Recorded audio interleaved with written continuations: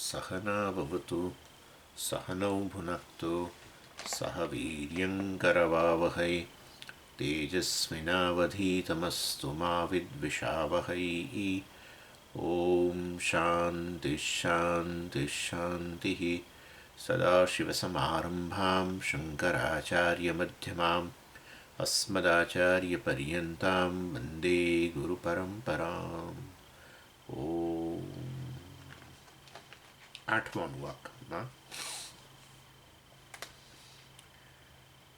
પાંચમો સેક્શન.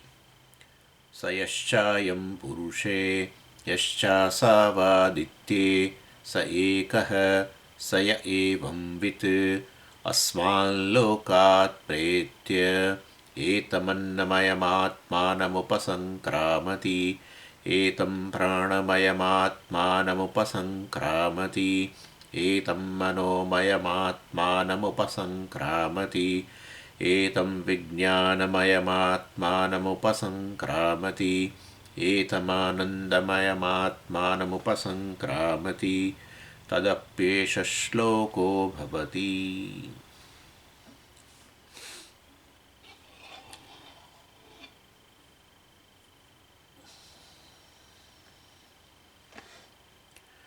સ્વયશ્ચાયમ પુરુષે, જે આ પુરુષમાં ઉપલબ્ધ છે તે, અને યશ્ચા સાવાદિત્યે, જે સૂર્યમંડળમાં ઉપલબ્ધ જે છે તે, બંને એક જ છે. અર્થાત જે અહીંયા ઉપલબ્ધ છે, જીવાત્મા રૂપે ઉપલબ્ધ જે છે એ જ જગત રૂપે ઉપલબ્ધ છે. સ એકઃ સય એવં વિત, અને જે આ જાણે છે કે એક જ આત્મા છે, અર્થાત હું અને ઈશ્વર, કે હું અને જગત, જગત એટલે ઈશ્વર, એ કહેવાનો આશય એ છે. આત્માને જ જગતના સંદર્ભમાં ઈશ્વર કહીએ, એ જ આત્માને આ શરીર વગેરેના સંદર્ભમાં જીવ કહીએ, એક જ. એટલે આ જે અહીંયા મનુષ્યમાં ઉપલબ્ધ છે તે ચેતન, અને આ જગતમાં ઉપલબ્ધ છે ચેતન ઈશ્વર, એ વાસ્તવની અંદર એક જ છે. સય એવં વિત અર્થાત બ્રહ્મ, કે એ જગતનું કારણ છે. અને જે આ જાણે છે, અસ્માન લોકાત પ્રેત્ય, આ છોડીને, જ્યારે શરીર છોડીને જાય છે, અસ્માન લોકાત પ્રેત્ય એટલે આવું આ જાણનારો જ્યારે શરીર છોડીને જાય છે ત્યારે આ અન્નમય આત્માનું ઉપસંક્રમણ કરી જાય છે, અર્થાત એ સર્વ પ્રાપ્ત કરી જાય છે. અન્નમય આત્મા જે છે, અર્થાત ખાલી અન્નમય આત્મા એટલે આ સમગ્ર જગત, સ્થૂળ જગત, એને અન્નમય આત્મા કહેવાય. એ અન્નમય આત્મા જે છે એને પ્રાપ્ત કરે છે. પછી શું કહે છે આગળ? એતમ પ્રાણમયમ આત્માનું ઉપસંક્રામતી, અને એ જ આ પ્રાણમય સમષ્ટિ પ્રાણને પ્રાપ્ત કરે છે. એ જ મનોમય, એતમ મનોમયમ આત્માનું ઉપસંક્રામતી, અર્થાત એ આ મનોમય જગત જે છે, અર્થાત સૂક્ષ્મ જગત જે છે એને પ્રાપ્ત કરે છે. આમ ઉપસંક્રમણના બે અર્થ છે. એક તો એનાથી ઉપર ઉઠી જવું, અથવા એને પ્રાપ્ત કરી લેવું, બંને. અને વિજ્ઞાનમય આત્માનું ઉપસંક્રામતી, એ તો આનંદમય આત્માનું ઉપસંક્રામતી, અર્થાત એ સર્વ કંઈ પ્રાપ્ત કરી લે છે. કહેવાનો આશય એટલો છે, જે કાંઈ છે અહીંયા એ બધું એને પ્રાપ્ત થઈ જાય છે. એ જ આપણે પેલું આનંદ મીમાંસામાં પણ આવેલું.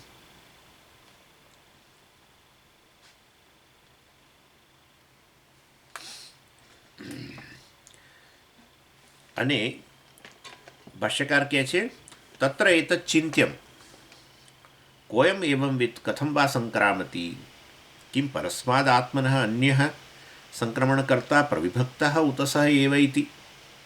તત્ર એતત ચિંત્યમ, આના સંદર્ભમાં, તત્ર એટલે આ તસ્મિન વિષયે, આના સંદર્ભમાં આ વસ્તુ, આના પર વિચાર કરવો જોઈએ.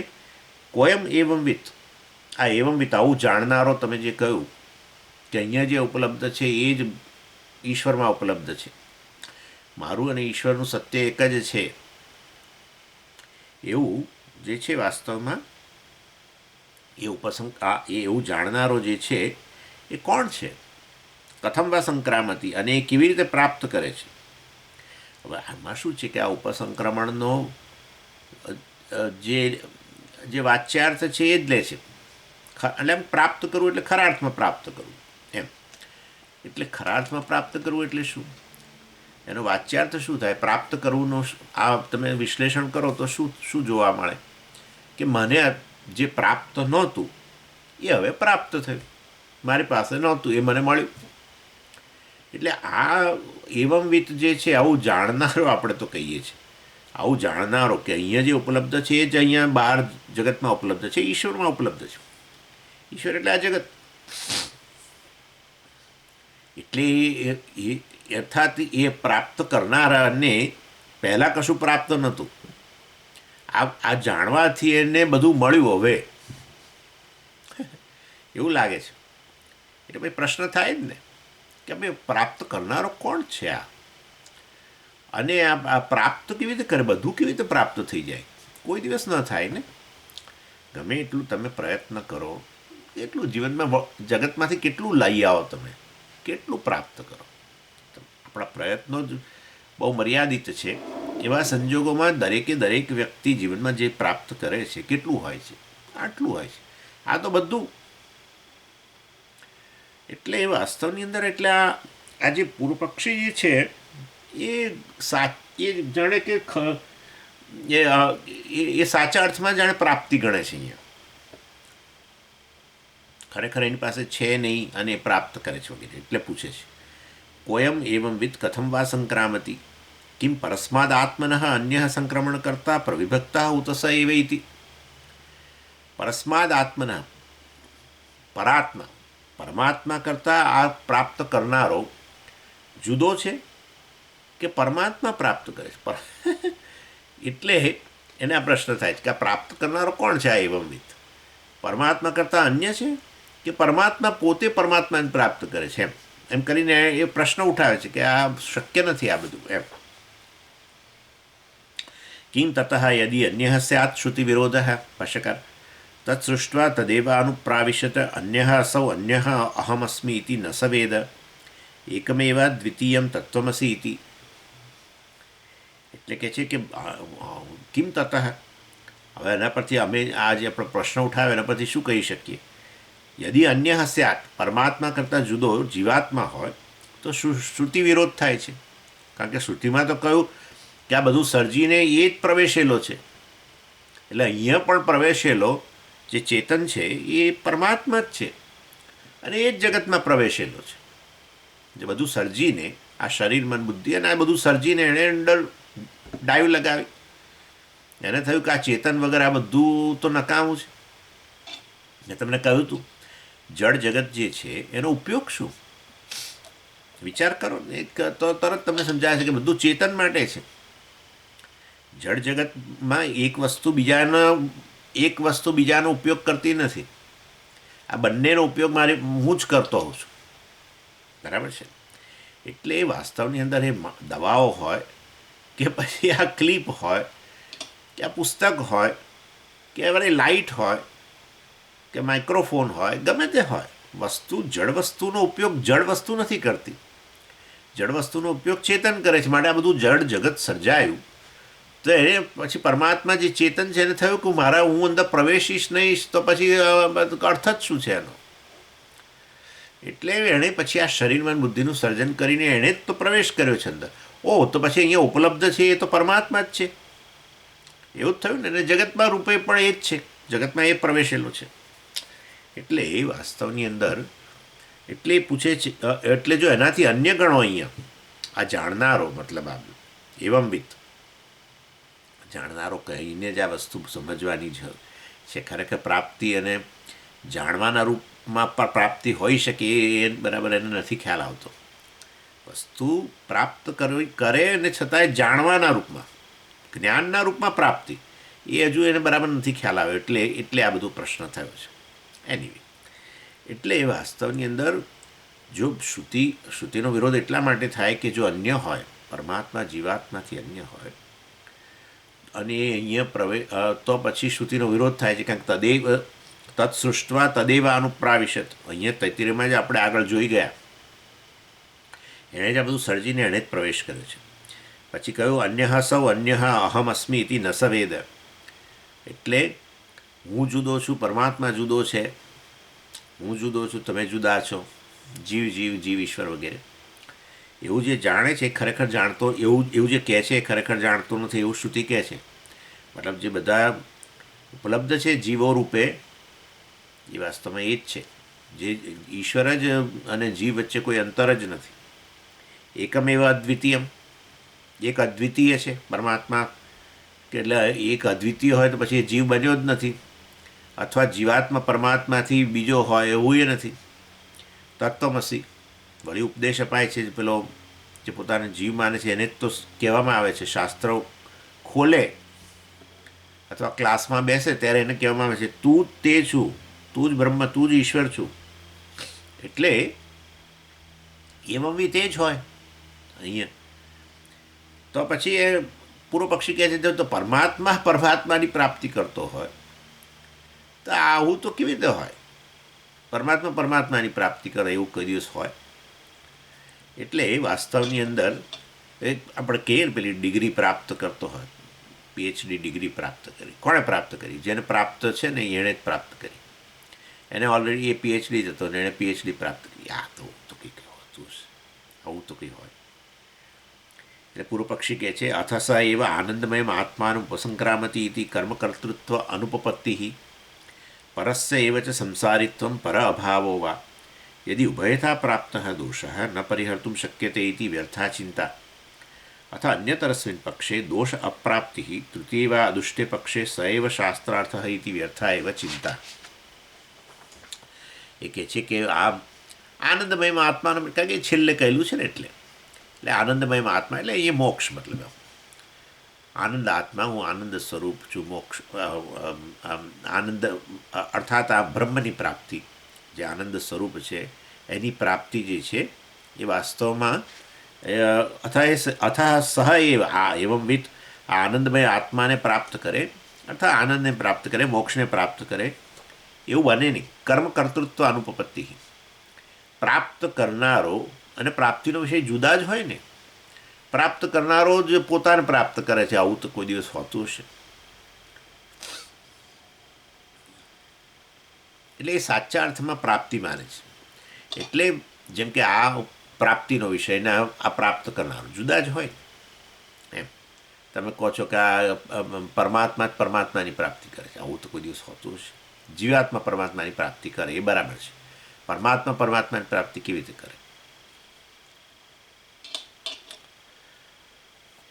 તો પછી આ ના અહીંયા તો અમે તો એવું જ કહીએ પરમાત્મા પરમાત્માની પ્રાપ્તિ કરે છે.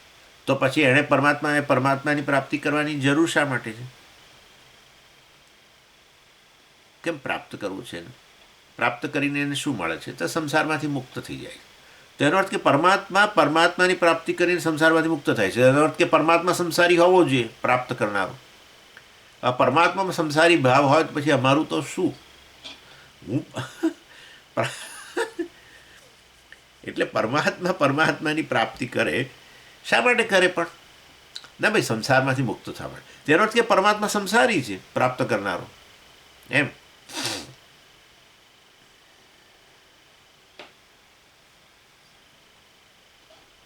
અને એટલે એ પક્ષ જે છે બિલકુલ કેવો છે? દોષવાળો છે. અને તમે કહો કે ના ના એવા તો આવો તો સંસારીપણું તો છે જ નહીં. એ તો સંસારીપણું લાગે છે માટે સંસારમાંથી મુક્ત થાય છે. એટલે પરમાત્મામાં સંસારીપણું હોય એવું કેવી રીતે હોય? એ તો દોષવાળો પક્ષ છે. અને તમે કહો કે પરમાત્મા સંસાર એ પ્રાપ્ત કરતો નથી, તો પછી પરમાત્માની વાત જ નથી, કારણ કે તમે તો જીવાત્માનો તો સ્વીકાર જ નથી કરતા. બરાબર છે? અને વાસ્તવની અંદર તો પછી જીવાત્મા જ રહે કે જે આવી રીતે સંસારમાંથી મુક્ત થવા માગે. અને જીવાત્મા સંસારી હોય તો એ અસંસારી કેવી રીતે બની જાય? પરમાત્મા પરમાત્માની પ્રાપ્તિ કરે શા માટે? કે સંસારમાંથી મુક્ત થવા માટે. તેનો કે પરમાત્મા સંસારી છે? ના ના, એવું ના હોય. તો પછી જીવાત્મા છે, અને જીવાત્મા સંસારી હોય તો પછી એ સંસારમાંથી મુક્ત કેવી રીતે થાય? કારણ કે એનો એ તો સ્વભાવથી સંસારી છે. એટલે યદિ ઉભયથા પ્રાપ્ત દોષ ન પરિહર્તુમ શક્યતે, ભાષ્યકાર કહે છે. એટલે પૂર્વપક્ષી કહે છે, ભાષ્યકાર પૂર્વપક્ષને રજૂ કરે છે, એટલે પૂર્વપક્ષી કહે છે કે બંને તરફથી મુશ્કેલી છે. પરમાત્માની ભાવની પ્રાપ્તિ કરતો હોય તો પછી પરમાત્મા સંસારી છે, નહીં તો પરમાત્માને વળી કશું આવું પ્રાપ્તિનો વિષય જ ક્યાંથી આવે? ના નહીં, એને સંસારીપણું લાગે છે. તો એનો અર્થ કે પરમાત્મા સંસારી છે, સંસારમાંથી મુક્ત થાય છે, મોક્ષ એવમ વિત. ના, તો ભાઈ જીવાત્મા, અને જીવાત્મા સંસારી હોય તો પછી વાસ્તવમાં તો સંસારી જ રહે. એ ક્યારેક કેવી રીતે સંસારમાંથી મુક્ત થાય? મર્યાદાઓ હોય અનેક, તે મર્યાદાઓ સાથે જ જાય, મર્યાદાઓ સાથે જન્મે. એમાં તો એમાં એ મર્યાદિત અનંત બ્રહ્મ ને બધું એ કઈ રીતે? આ તો કંઈ હોતું છે, બંને રીતે ખોટું છે એમ કરે છે પૂર્વ પક્ષી કહે છે. તમે ખોટી વાત કરો છો.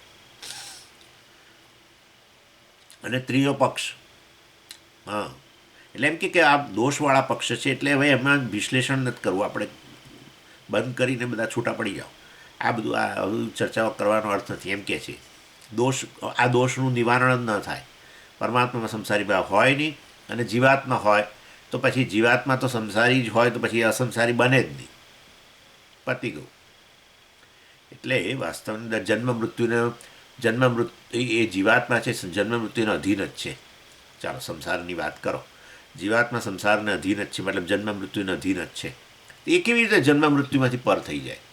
જે જન્મ મૃત્યુવાળો છે તો જન્મ મૃત્યુવાળો જ રહેવાનો ને, ગમે એટલું કરે તો જન્મ ને મૃત્યુ તો આવવાના જ ને.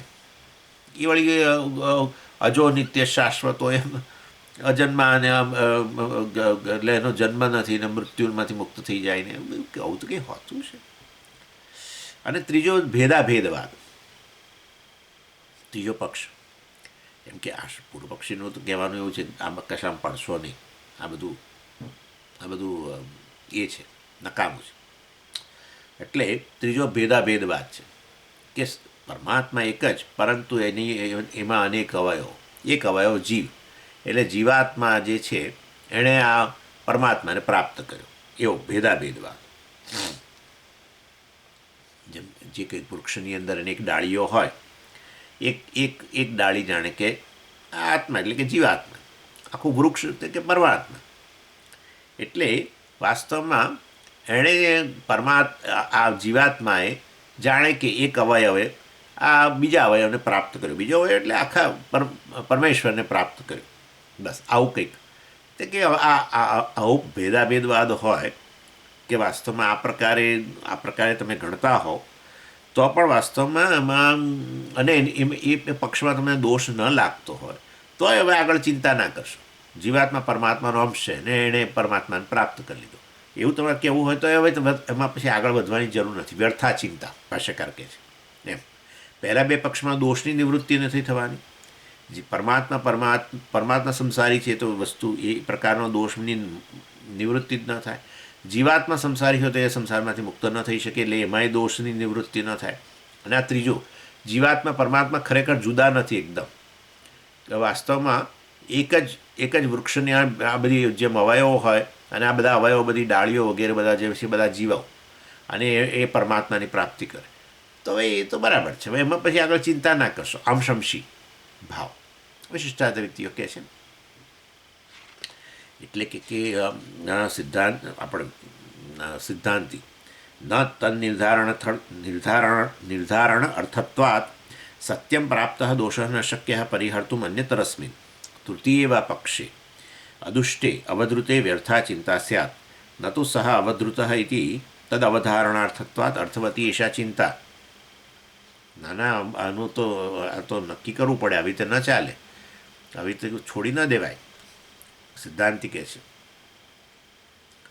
એટલે પછી પૂર્વ પક્ષી કહે છે સત્યમ અર્થવતી ચિંતા, સારું કરો, કારણ કે આ કશું નિર્ણય નથી થયો ને એમ. આ બધું આ દોષવાળું છે ને આમાં દોષ નથી ભેદાભેદવાદમાં ને બધું, આના માટે બસ બંધ કરી દો. હા, જીવાત્મા પરમાત્માનો અંશ છે ને એણે પ્રાપ્ત કરી લીધા પરમાત્માને, એમ ચાલો પતી ગયું. ના, તે કે નક્કી કરવું પડે, આ તો એવી રીતે કે છોડી ન દેવાય. તો પછી પૂર્વ પક્ષી કહે છે સત્યમ અર્થવતી ચિંતા, શાસ્ત્રાર્થ અવધારણાર્થત્વાત ચિંતયસિત્વમ ન તું નિર્ણયસ્યસી. અમને કંઈ વાંધો નથી, તમારે જે ચિંતા કરવી તમારે જે ચિંતા એટલે તમારે જે વિશ્લેષણ કરવું એ કરો. ચિંતાનો અર્થ સંસ્કૃતમાં વિશ્લેષણ થાય. ચિંતા એટલે આમ કરીને ઓહો જીવાત્મા એવું બધું નહીં. ચિંતા એટલે વિશ્લેષણ. એટલે આવી રીતે વિશ્લેષણ સત્યમ એ કહે છે અર્થવતી ચિંતા. જરૂર આ બધું અર્થસભર છે, એના ઉપર આ બધું વિશ્લેષણ કરવું. કારણ કે શાસ્ત્રનો શું અર્થ છે, શાસ્ત્ર શું કહેવા માગે છે, જીવાત્મા પરમાત્મા જુદો છે, જીવાત્મા પરમાત્મા જીવાત્મા રૂપે જણાય છે કે પછી જીવાત્મા પરમાત્માનો અંશ છે, આ બધું માંથી શું નક્કી તો કશું થયું નથી. એટલે નક્કી કરવું જરૂરી છે. શાસ્ત્રનો શું તાત્પર્ય છે એ બરાબર છે તમારી વાત કે કરો કરો તમે તારે નિર્ણય કરો, પૂર્વ પક્ષી કહે છે. પણ ચિંતાયસિત્વમ તમે બધું આવું બધું વિશ્લેષણ કરો છો પરંતુ નતું નિર્ણય કોઈ નિર્ણય પર તો પહોંચતા નથી. એટલે અમે તમારાથી કંટાળેલા છીએ. કિમ ન નિર્ણય તવ્ય વિધિ વેદ વચનમ. એટલે ભાષ્યકાર ટોણો મારે છે કે આ બધું વિશ્લેષણ થાય પણ નિર્ણય થઈ શકતો નથી એવું વેદ કહે છે ખરું? કે વેદ સ્પષ્ટપણે નિર્ણય બતાવે છે? મને કહો. વેદ તો નિર્ણય કરે જ છે, બરાબર ને? એટલે પૂર્વ પક્ષી ના કહે છે ના, વેદ તો એવું નથી કહેતું કે નિર્ણય ન થઈ શકે. તો પછી કથમ તરહી ભાષ્યકાર કે કથમ તરહી, તો પછી એવું કેમ કહો છો કે નિર્ણય તમે કરતા નથી? અમે તો શાસ્ત્રનું વિશ્લેષણ કરીએ છીએ ને, શાસ્ત્રના વાક્યોનું. શાસ્ત્ર કહે છે કે શાસ્ત્રનો નિર્ણય છે કે નથી? છે. તો પછી નિર્ણય આવશે જ ને. તમે કહો છો વિશ્લેષણ કરો છો, નિર્ણય નથી કરતા, એવું તો પૂર્વ પક્ષી કહે છે બહુ પ્રતિપક્ષત્વાત એકત્વવાદીત્વ વેદાર્થ પરત્વાત બહવ હિ નાનાત્વવાદિન વેદબાહ્યા ત્વત્પ્રતિપક્ષા અથ મમ આશંકા. એટલે ન નિર્ણયસ્યસી. હું કહું છું કે તમે નિર્ણય નથી કરી શકતા, પૂર્વ પક્ષી કહે છે, કારણ કે બહુ પ્રતિપક્ષત્વાત તમારા વિરોધીઓ બહુ છે. હા, સાચવજો સ્વામીજી. એકત્વવાદીત્વ અને તમે એકત્વવાદી છો, અને તમે પાછા વેદાર્થ પરત્વાત વેદનો જે અર્થ હોય એને લઈને ચાલનારા છો. વેદનો અર્થ તો તમારા મને ખબર છે કે બધું એક છે ને એવું બધું અદ્વૈતવાદ ને બધું. પણ જગતમાં છે કોઈ અદ્વૈતવાદી? બીજા બધા દ્વૈતવાદીઓ છે. એટલે ત્વમ એકત્વવાદી વેદાર્થ પરત્વાત અને બહુ પ્રતિપક્ષત્વાત અનેક વિરોધીઓ છે તમારા. બહવહિ નાનત્વવાદિન વેદ બાહ્યા ત્વત્પ્રતિપક્ષા.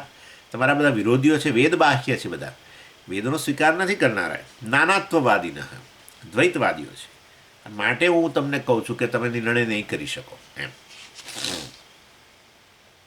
આ મેજોરિટી બસ સમજી. આ તમે જે કહો છો આવું કોઈ કહેતું નથી, આવું કોઈ નથી કહેતું. આ બધું એક જ છે ને આ બધું આવું કોઈ કહેતું જ નથી. એટલે કહેવાનો આશય ભાઈનો એવો હતો કે જો તમે આ વસ્તુ સત્ય હોય, તમે જે કહી રહ્યા સત્ય હોય, તો પછી ઘણા બધા લોકો આ વસ્તુ કહેતા હોય ને. તમે એકલા કહેતા હોય ને બાકીનું કોઈ ના કહેતું હોય તો પછી તમારી ગરબડ હોવી જોઈએ. એટલે ભાઈ હજુ એવું છે કે જ્ઞાનની અંદર કોઈ લોકશાહી નથી હોતી, એટલું તો નક્કી છે. હા, એ તો સરકારો રચવા માટે લોકશાહી લોકોનું શાસન માટે લોકશાહી છે, બરાબર છે. અહીંયા એ બધું ના ચાલે. જ્ઞાનમાં એક હોય એ સાચો હોય, બાકી બધા ખોટા હોય.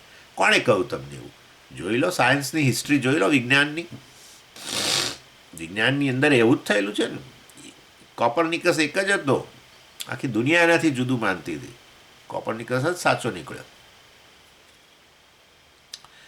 આ બધું કે ભાઈ આ તો પૃથ્વી કેન્દ્રમાં છે અને સૂર્યની આજુબાજુ ફરે છે. કેમ? તો કે એવો જ અનુભવ છે ને. જુઓ અત્યારે અહીંયા તો સૂર્ય ઉગ્યો હમણાં, બરાબર. એટલે હવે આ સૂર્ય ફરતો ફરતો જશે પેલી બાજુ, પાછો આમ નીચે થઈ અને પાછો આવશે બીજે કાલે સવાર. એટલે સૂર્ય પૃથ્વીની આજુબાજુ ફરે છે એવું જ લાગે છે ને. તો પછી બધા એ જ માને ને. હા, માને, પણ તે સાચું છે એમ કહેવાનું છે. હા, એક કોપરનિકસ આવીને કહ્યું કે ના ભાઈ આવું નથી. હો, સૂર્ય છે મધ્યમાં છે, પૃથ્વી એની આજુબાજુ ફરે છે. હોબાળો કેટલો બધો થયો અને કેટલો બિચારાને છેવટે મારી નાખ્યો, પણ સાચો તો એ જ હતો. એટલે અહીંયા મેજોરિટી ના ચાલે.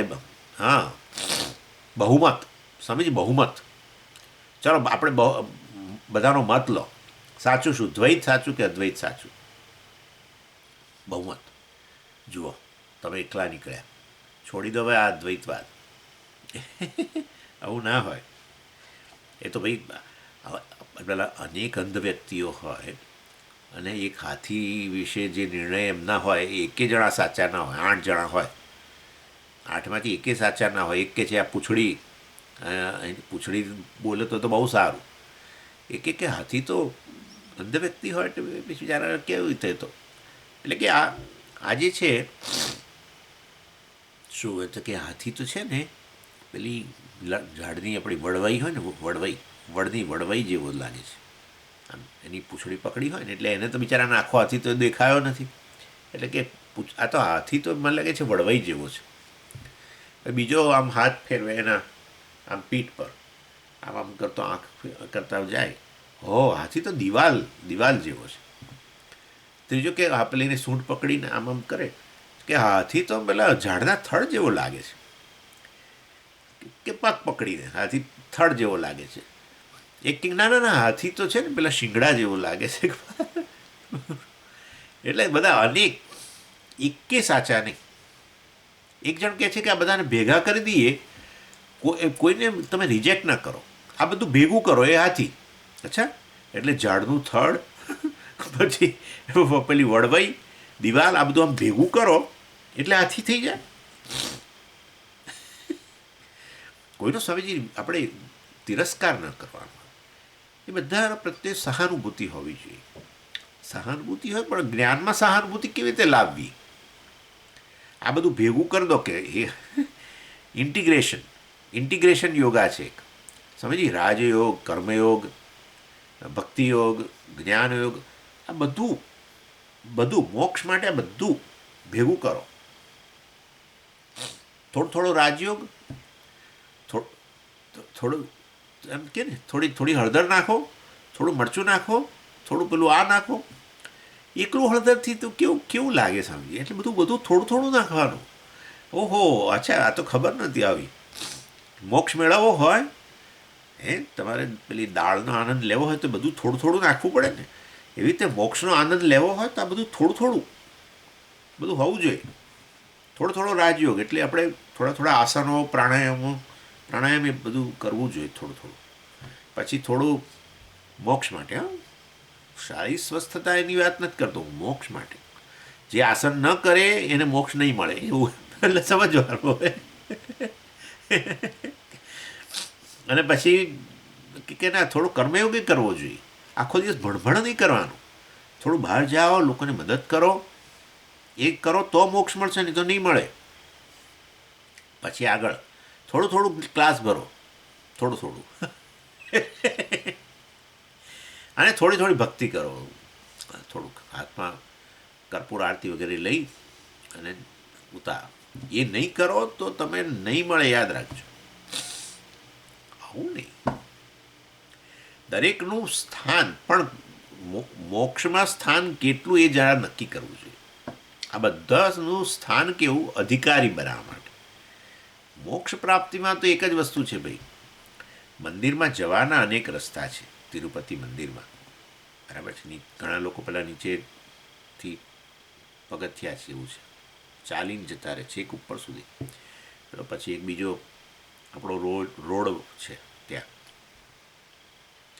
અનેક રસ્તા. ત્યાં પછી મંદિર પહોંચો ત્યારે મંદિરમાં દાખલ થવાના કેટલા, પણ દર્શન કરવા માટે તો પછી ત્યાં એક જ આમ લાઈન અંદર, સીધી એક જ લાઈન બનાવી દે. એટલે છેવટે ભગવાનના દર્શન માટે જે છે એક જ જ્ઞાન, અજ્ઞાન નિવૃત્તિ. અજ્ઞાનને કારણે વાસ્તવમાં આ ઇસ્યુ છે, બંધન વગેરે. ચાલો એની એટલે કહેવાનો આશય એ છે કે અહીંયા બહુમતી ન ચાલે ભાઈ, જ્ઞાનમાં બહુમતી ન ચાલે.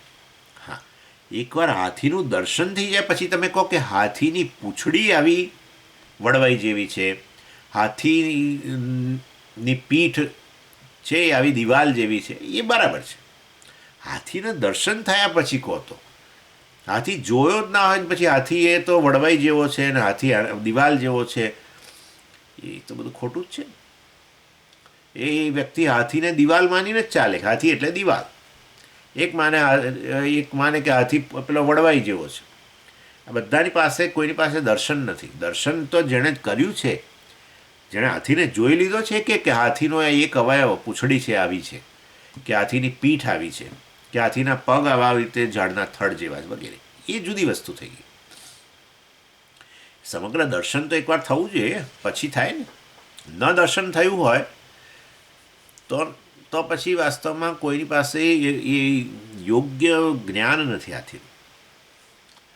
એટલે બધા અનેક અંધ વ્યક્તિઓ જે હાથી માટે જુદા જુદા અભિપ્રાય આપે, પણ એનો કોઈ અર્થ રહેતો નથી, એકે સાચા નથી. જ્ઞાન તો જેવી વસ્તુ છે એવું જ દર્શન, જેવી વસ્તુ છે એવી જાણીએ એને જ્ઞાન કહેવાય. અને માટે એમાં પછી કોઈ વિરોધાભાસ ના આવે, કોઈ બીજો ઓપિનિયન ના આવે. જો ઓપિનિયન હોય તો પછી તો એનો અર્થ કે પેલું વિશ્લેષણ કરવું જોઈએ. એમ કહેવાય, ભાષ્યકારનું એ કહેવું છે કે આટલા બધા અભિપ્રાય હોય આત્મા વિશે જાત જાતના, તો પછી ખરેખર વિશ્લેષણ કરવું જોઈએ. શાસ્ત્ર પાસેથી, શાસ્ત્રમાં જે એનો નિર્ણય છે શાસ્ત્રનો, એ જરા જોવો જોઈએ બરાબર. એટલે ભાષ્યકાર કહે છે હવે એતદેવ મેં સ્વસ્તિ અયનમ યન્મામ એક યોગીનમ અનેક યોગી બહુ પ્રતિપક્ષમ આથ અતઃ જેષ્યામી સર્વાન આરભે જ ચિંતા. તમે કહ્યું કે છોડી દો, આમાં તો બધા તમારા વિરોધીઓ છે, બધા જ દ્વૈતવાદીઓ છે, તમે એકલા જ આ બોલ કરો છો આવું અદ્વૈતનું, છોડી દો. એટલે કહે છે કે ના, અનેક દ્વૈતવાદમાં પાછું અનેક પ્રકારે કહેનારા. જીવ ઈશ્વરથી તદ્દન જુદો છે, જીવ ઈશ્વરનો અંશ છે ને આમ છે ને તેમ છે, આત્મા નામની વસ્તુ નથી ને બધું કહેનારા તો છે જ ને. એટલે બધા અનેક પક્ષો છે. એટલે એનો અર્થ કે આનો નિર્ણય થયો નથી બરાબર. અને માટે અમે શાસ્ત્રના મદદથી, શાસ્ત્ર એના માટે પ્રમાણ છે, માટે શાસ્ત્ર, કારણ કે મનુષ્ય પ્રમાણ નથી સીધો. મનુષ્યને જે જ્ઞાનના સાધનો છે એનાથી આત્માને દેખાતો હોય, આત્મા જોવાતો હોય, આત્મા સંભળાતો હોય, આત્માનું અનુમાન થતું હોય, તો પછી ચાલો જે મનુષ્ય જેવું કહે છે એવું માની લેવાનું. જે મનુષ્ય કહે કે આત્મા તો આવો છે તો માની લઈએ. અને બધાને માનવાની ક્યાં જરૂર છે? બધાને દેખાય ને, એકને દેખાય બીજાને દેખાય. એકને આત્માનો વાત સંભળાય તો બીજાને સંભળાય, કેમ ના સંભળાય? એટલે વાસ્તવની અંદર જે વસ્તુ આત્મા, જે આ બધા જ્ઞાનના સાધનો મનુષ્યને આપેલા છે એનાથી પર છે ને. ખરેખર એ જ્ઞાનના સાધનોથી એનું વિષયીકરણ જ ન થઈ શકે કોઈ પણ જ્ઞાનના સાધનોથી. એ તો જ્ઞાનના સાધનોની પાછળ બેઠેલો છે, અર્થાત એ છે માટે બધા જ્ઞાનના સાધનો જ્ઞાન પ્રાપ્ત કરે છે. આ કામ ક્યારે કામ કરે છે? બધા ચેતન છે ત્યારે. અને માટે મન ક્યારે કામ કરે? મને પણ ચેતન છે ત્યારે, નહીં તો કેવી રીતે કામ કરે? એટલે અમે એ ચેતનની વાત કરીએ છીએ જેનું વિષયીકરણ જ ન થઈ શકે કોઈ પણ જ્ઞાનના સાધનથી. તો એનું સ્વરૂપ નક્કી તો શાસ્ત્ર કરે ને, પૌરુષ એ પ્રમાણ નક્કી કરે. પુરુષનું પ્રમાણ, પુરુષના જ્ઞાનના સાધનો તો નથી થતા. તો એ શાસ્ત્રનું તો વિશ્લેષણ કરીએ ત્યારે ખબર પડશે ને. માટે છોડી દો ના ચાલે, એમ કહે છે. એટલે એતદેવ મેં સ્વસ્તિ અયનમ યન્મામ અનેક એક યોગીને એક્સેટ્રા એક્સેટ્રા. એનીવે, એટલે એકત્વવાદ જે છે એ ખરેખર એ એકત્વવાદીઓ, અદ્વૈતવાદીઓએ આ નાનાત્વવાદીઓનો ગભરાવાની કંઈ જરૂર જ નથી. લો, અમારા દ્વૈતવાદીઓનો અમે વિરોધી જ નથી. કેમ? અદ્વૈતવાદ અને દ્વૈતવાદ તો એકબીજાના વિરોધી જ થયા ને, નથી. એટલે વાસ્તવની અંદર આ અદ્વૈતવાદ એટલે બધું એક જ છે એવું એક દર્શન થયા પછી, જેમ પેલા હાથીનું સમગ્ર દર્શન થઈ ગયા પછી જેમ પેલી બધું દ્રષ્ટિબિંદુઓ બની જાય, પૂંછડી જેવો ને હા દિવાલ જેવો ને બધું, તો આપણે સમજી શકીએ જ્યારે કે દિવાલ જેવો છે ને બધું. એવી રીતે અહીંયા અદ્વૈતવાદ એટલે જે કંઈ છે એક જ વસ્તુ છે એવું સમગ્ર દર્શન થઈ ગયા પછી આ બધા કે દ્વૈત છે, તો અમે સમજી શકીએ કઈ દ્રષ્ટિથી કહે છે દ્વૈત. હા, એટલે વાસ્તવની અંદર એ જરૂરી છે આ બધું. અને અમે એમના વિરોધીઓ નથી. એમને અમારો વિરોધ હશે એમ એ તો નથી સહન કરી શકતા. દ્વૈતવાદીઓ તો આ બિલકુલ સહન જ નથી કરી શકતા. આપણે કહીએ ને હું અને પરમાત્મા ખરેખર એક જ વસ્તુ છીએ, શિવોહમ શિવોહમ, હું જ શિવ છું વગેરે, તે સાંભળીને તો એ લોકો એટલા ગુસ્સે થાય છે કે ના પૂછો વાત એમ. એટલે બધું કહેવાનો આશય જીવ ઈશ્વર વચ્ચે અંતર જે જણાય કે જીવ જીવ વચ્ચે અંતર જણાય, દ્વૈત જે છે એક દ્રષ્ટિબિંદુ છે, બરાબર છે. પણ એ દ્રષ્ટિબિંદુ ત્યારે પ્રાપ્ત થાય એકવાર પહેલાં હાથીના તો દર્શન થઈ જાય. ટોટલ જે વસ્તુ જેવી છે એકવાર પહેલાં જણાઈ જાય પછી એ સમજાવાય કે બરાબર આ ઉપાધિ દ્રષ્ટિબિંદુથી, શરીરના દ્રષ્ટિબિંદુથી એને કહે છે શરીરો અનેક. માટે વાસ્તવમાં જેમ જેમ તમને એકવાર તમને ખબર હોય બરાબર કે આકાશ એક જ છે અને અવિભક્ત છે, કોઈ દિવસ આના ભાગ ન પડે, છતાંય હવે તમને જેટલા ઘડા તમારા રૂમમાં પડ્યા હોય પ્રત્યેક ઘડાની અંદર આકાશ જણાતું હોય તો હવે તમે સમજી શકો છો કે આ અનેક ઘડાઓ જે જણાય છે એક જ અવિભક્ત આકાશ, અનંત આકાશ જે છે આવું વિભક્ત મર્યાદિત જણાય છે. તો અમે સમજી શકીએ છીએ કે ભાઈ આવું અનેકતા જે જણાય છે એ તો પેલા ઘડાની દિવાલોને લીધે છે. વાસ્તવની અંદર બધા જ ઘડાઓ અંદર બહાર એમ ઘડાની બહાર એ અવકાશ છે, અંદર એ અવકાશ છે, દિવાલમાં એ અવકાશ છે. ઇનફેક્ટ બધા ઘડાઓ અવકાશમાં છે અને માટે એ ઘડાઓએ કંઈક અવકાશમાં ભાગ પાડ્યા જ નથી. એટલે એ નાનાપણું જે છે આકાશનું તો આપણે સમજી શકીએ.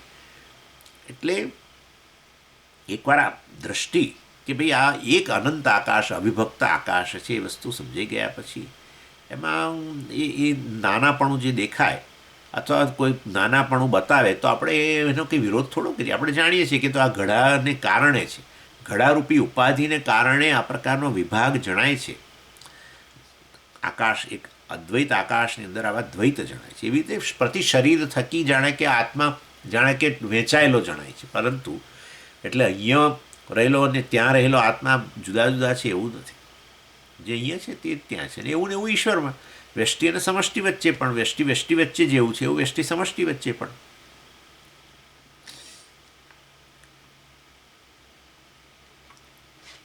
એટલે અનેક ભાષ્યકારનું કહેવાનું છે કે અનેક અભિપ્રાયો છે એ જ બતાવે છે કે એને નિર્ણય કરવાની જરૂર છે એમ. જ્યાં ખરેખર કોઈ આવા જ્ઞાનમાં કોઈ દિવસ આવા વિકલ્પો હોય જ નહીં અને છતાં અનેક વિકલ્પોવાળું જણાય છે તો પછી એનો અર્થ કે આપણે બરાબર નિર્ણય કરવો જોઈએ એમ. અને તમે અમને કહો છો ભાષ્યકાર કહે છે સિદ્ધાંતિ કે તરીકે કે તમે એમને કહો છો અમે તો એક યોગી એટલે એકત્વવાદીઓ છે, એક જ આત્મા છે, એનાથી અન્ય કશું બીજું છે નહીં અને તમે એકલા છો. તો મને કે એની અનેક યોગી બહુ પ્રતિપક્ષ, તમને તો તમારા તો અનેક વિરોધીઓ છે, તો મને એની ચિંતા નથી. કેમ? એ તો દેવે મેં સ્વસ્તિ અયનમ. બોલો લો, આ તો મારા માટે બહુ સારું છે. આ બધા અનેક અભિપ્રાયો છે ને એ જ મારા માટે બહુ સારું છે. એ આવું તો હોતું છે, અનેક તમારા વિરોધીઓ હોય તમારા માટે બહુ સારું. હા, કારણ કે એ લોકોના અંદરો અંદર જે જુદા જુદા પડે છે ને પાછા, હા, એ પાછા અંદરો અંદર એક કે અંશ, બીજો કે ના જુદો ફલાણું ઢીકણું, ત્રીજો કે આત્મા નામની વસ્તુ નથી, ત્રીજો કે ક્ષણિક આત્મા ક્ષણિક છે, ચોથું કે આત્મા શૂન્ય છે. કેટલા છે બધા. કહેવાનો આશય છે કે વાસ્તવની અંદર આ બધું જે આ બધા અનેક પ્રતિપક્ષ છે એની અંદર આત્મા વિશે અનેક અભિપ્રાયો છે તે મારા માટે સારું છે. એ તો દેવ મેં સ્વસ્તિ અયનમ, આ તો મારા માટે બહુ જ સારું છે. ભાષ્યકાર કહે છે કેમ? એ લોકો જો અંદરો અંદર એકબીજા સાથે ઝઘડીને પૂરા થઈ જાય છે. અર્થાત કહેવાનો આશય એ છે કે એ બધા આટલા બધા એક જ વસ્તુ જે ખરેખર જ્ઞાનથી જે વસ્તુ જેવી જેવી જણાતી હોય એમાં આટલા બધા અભિપ્રાયો હોય તો એ બધા ખોટા જ અભિપ્રાયો હોય. જેમ પેલા હાથી વિશે જેમ આ બધા અંધ વ્યક્તિઓએ જેમ અનેક અભિપ્રાય પણ બધા ખોટા નીકળ્યા. હાથીના દર્શન માત્રથી કેવો હાથી છે જણાઈ જાય, બરાબર છે. એટલે એ રીતે અહીંયા પણ અનેક અભિપ્રાયો છે આત્મા વિશે, તે તો મારા માટે બહુ સારું છે કારણ કે એ બધા ખોટા છે. એટલે મારે આ વિશ્લેષણ કરી બતાવવું છે કે આ ખરેખર આત્માનું સ્વરૂપ કેવું છે. અને એટલા માટે હું જરૂર એ બધા પર ભાષ્યકાર અહીંયા બહુ ગજબ કહે છે. અતઃ જેષ્યામી સર્વાન, હું એ બધા ને જીતી લઈશ. આરભે છે ચિંતા, માટે એનું વિશ્લેષણ કરવું બહુ જરૂરી છે.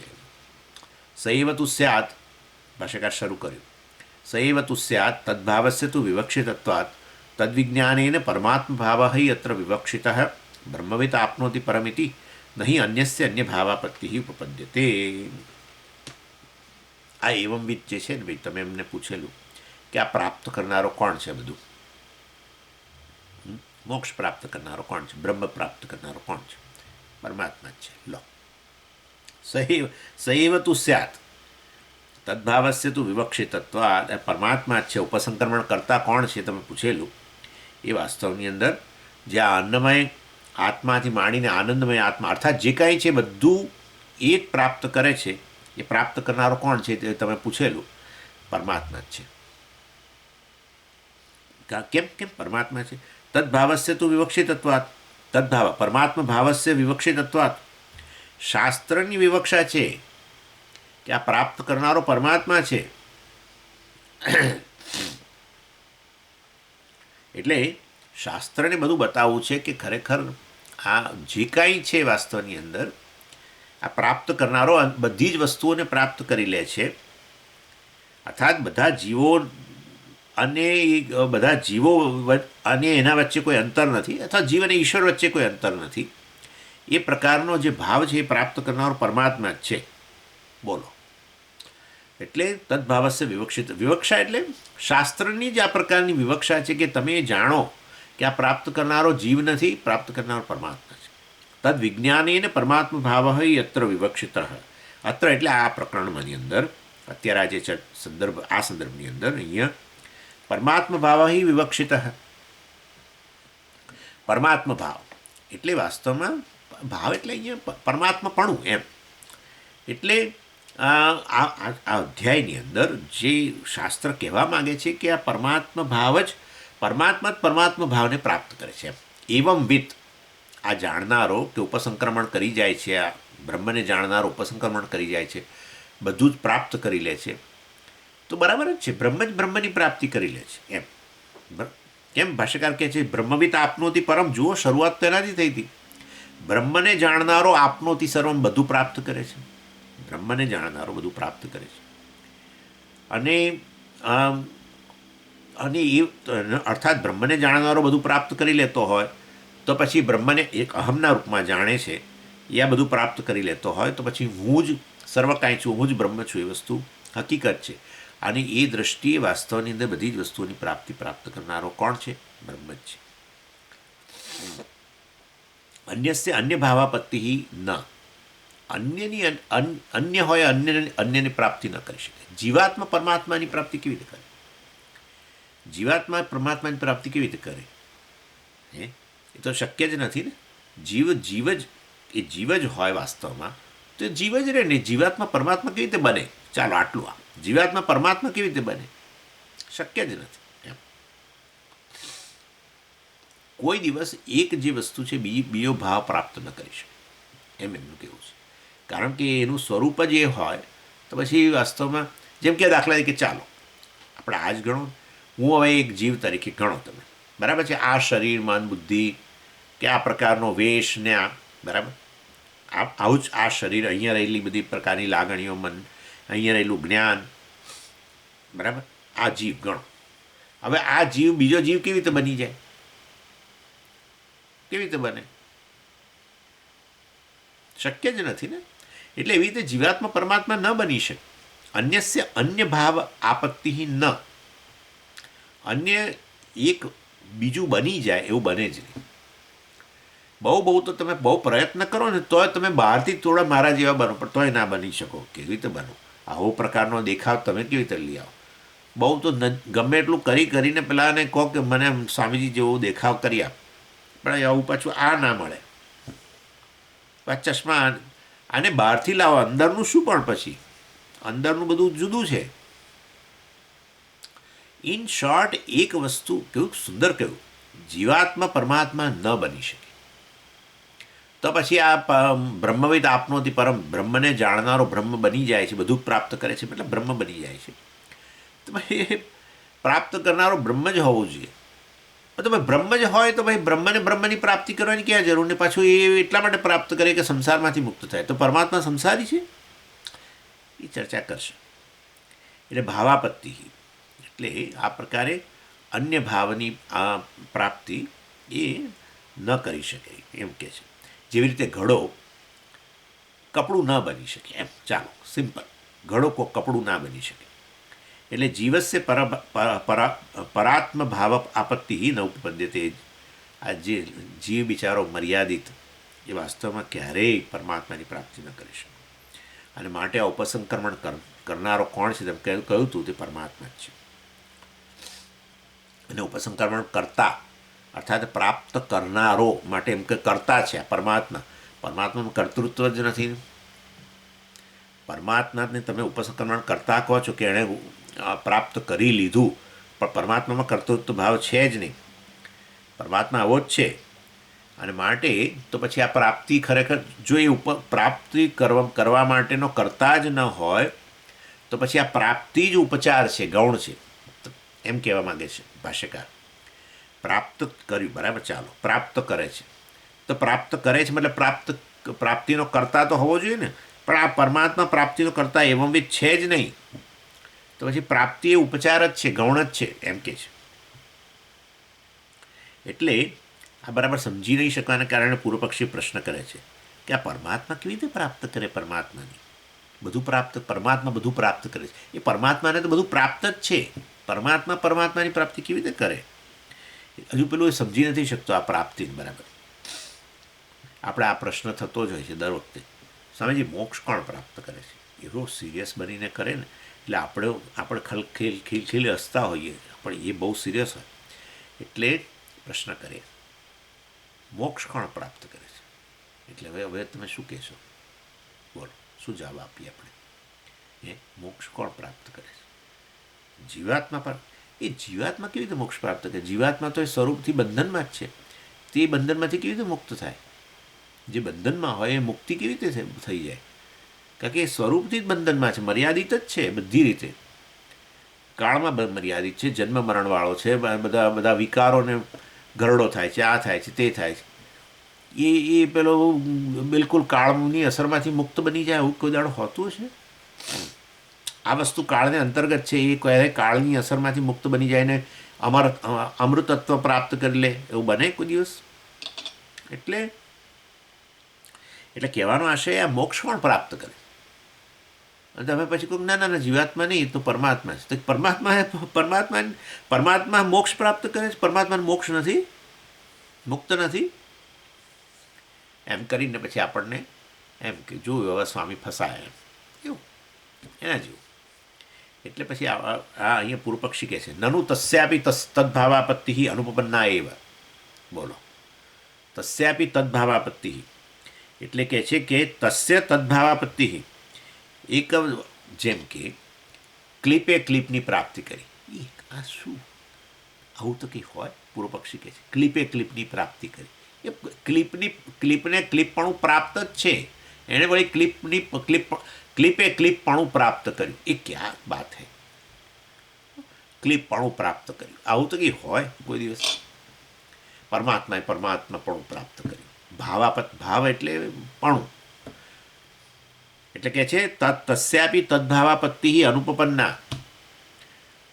તમે કહો જીવાત્મા પરમાત્માની પ્રાપ્તિ ન કરે, તસ્યાપી તદ્ભાવાપત્તિ, પરમાત્મા જ પરમાત્માની ભાવની આપત્તિ એટલે પ્રાપ્તિ.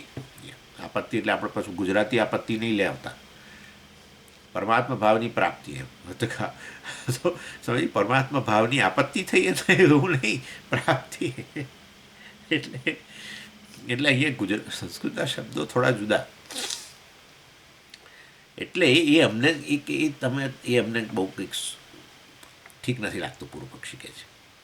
એટલે સિદ્ધાંતિ પછી બરાબર સમજાવે છે ના અવિદ્યાકૃત તાદાત્મ્ય અપોહાર્થત્વાત યા હિ બ્રહ્મવિદ્યા સ્વાત્મ પ્રાપ્તિ ઉપદિશ્યતે સા અવિદ્યાકૃતસ્ય અન્નાદિ વિશેષાત્મનઃ આત્મત્વેન અધ્યારોપિતસ્ય અનાત્મનઃ અપોહાર્થા.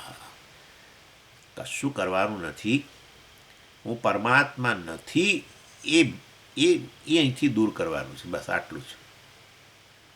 પરમાત્મામાં આવું આવી ગયું કે હું પરમાત્મા નથી. બસ હા, પરમાત્માને જ આવું થઈ ગયું કે હું પરમાત્મા નથી. બસ એટલે એ અહીંથી ડ્રોપ કરવાનું છે. હું પરમાત્મા નથી એવું અહીંયા જે ભરાઈ ગયું છે એ દૂર કરવાનું છે. પણ એવું કેવાય ને, અવિદ્યાકૃત તાદાત્મ્ય અપોહાર્થત્વા, અનાત્મા સાથેનું જે તાદાત્મ્ય છે એ તાદાત્મ્ય જે વાસ્તવમાં અજ્ઞાનને કારણે છે એ તાદાત્મ્યનો દૂર કરવાનું છે. એટલે પછી સમજાવે છે, યાહી બ્રહ્મવિદ્યા સ્વાત્મ પ્રાપ્તિ ઉપદિશ્યતે એક્સેટ્રા. એટલે બ્રહ્મજ્ઞાનથી વાસ્તવની અંદર એ બ્રહ્મજ્ઞાનથી શું પ્રાપ્ત થાય તો કે છે એના બ્રહ્મજ્ઞાનથી વાસ્તવમાં જે આનંદમય વગેરે જે છે એમાં તાદાત્મ્ય જે છે, અર્થાત અધ્યાસ ભૂલ જે કરેલી છે કે હું આટલો જ છું, બરાબર, અન્નમય છું, પ્રાણમય છું, મનોમય છું, એ પ્રકારનું જે અનાત્મામાં આત્મબુદ્ધિ થઈ ગયેલી છે અવિદ્યાને કારણે, એ દૂર કરે તો સમજાઈ જાય કે હું તો બ્રહ્મ છું. આની અંદર આત્મબુદ્ધિ કરવાને કારણે હું જીવ છું એવું પરમાત્માને લાગ્યા કરે છે. અને માટે સા અવિદ્યાકૃતસ્ય અન્નાદિ વિશેષાત્મન આત્મત્વેન અધ્યારોપિતસ્ય અનાત્મન અપોહાર્થા. એની વધારે ચર્ચા આપણે આવતી વખતે હવે અહીંયા કરીશું. ઓમ પૂર્ણમદ પૂર્ણમિદમ પૂર્ણાત પૂર્ણમુદચ્યતે પૂર્ણસ્ય પૂર્ણમાદાય પૂર્ણમેવાવશિષ્યતે.